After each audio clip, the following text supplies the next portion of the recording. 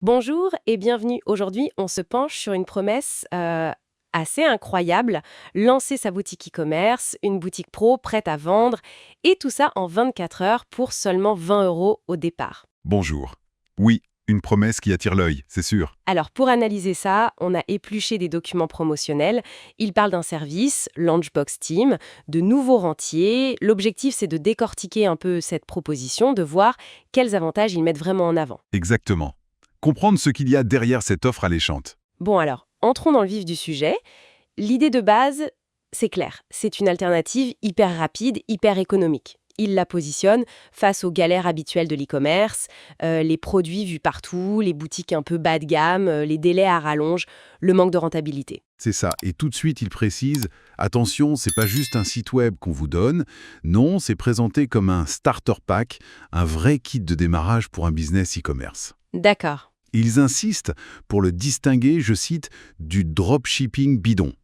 La clé de leur message, c'est une boutique optimisée pour convertir et surtout prête à scaler, prête à grandir, quoi. Et là-dessus, ils ont deux arguments massus, hein, la livraison en 24 heures chrono et ce fameux prix de 20 euros. Oui, Ils disent même moins que le prix d'un déjeuner. Difficile de faire plus bas comme ticket d'entrée, en apparence en tout cas. c'est clair que ça marque les esprits. Mais alors, comment ils justifient ça? 20 euros pour une valeur qu'ils annoncent à presque 1000 euros. C'est là qu'ils détaillent le contenu du pack, justement. Pour eux, la valeur vient de l'accumulation de tout ce qui est inclus. D'abord la boutique elle-même, une boutique Shopify qu'ils appellent Pro. Mhm. Ils parlent d'un design moderne, d'un branding, d'une structure optimisée, pour mobile et pour ordinateur. Ok, la base technique. Voilà. Ensuite, deuxième point, 20 produits. Pas n'importe lesquels, des produits jugés rentables. C'est-à-dire? C'est-à-dire, selon eux, forte marge, livraison rapide. Et ça via des fournisseurs qu'ils qualifient de sérieux. Meilleur qu'AliExpress, c'est sous-entendu. D'accord, donc produits et fournisseurs déjà triés. C'est l'idée.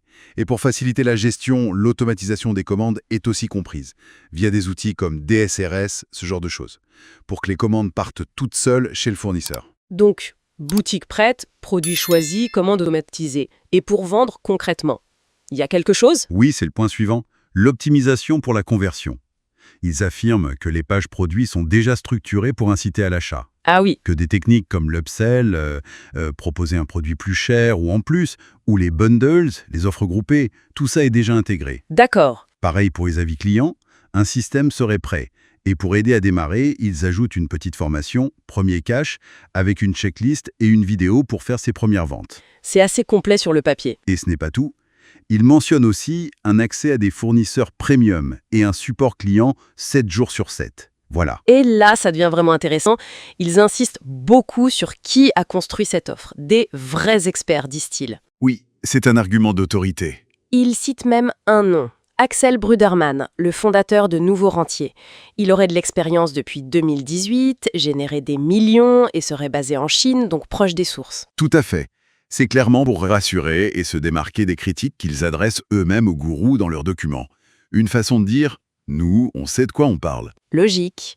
Et pour l'acheteur, le risque? Ils essayent de le réduire au maximum avec une garantie. 30 jours, satisfait ou remboursé, sans condition. C'est classique, mais ça marche toujours pour lever les freins. Bien sûr. Par contre, attention, et ils le mentionnent eux-mêmes, les 20 euros, c'est juste le départ. Il faut bien avoir en tête les coûts additionnels. Ah oui, lesquels? L'abonnement Shopify déjà.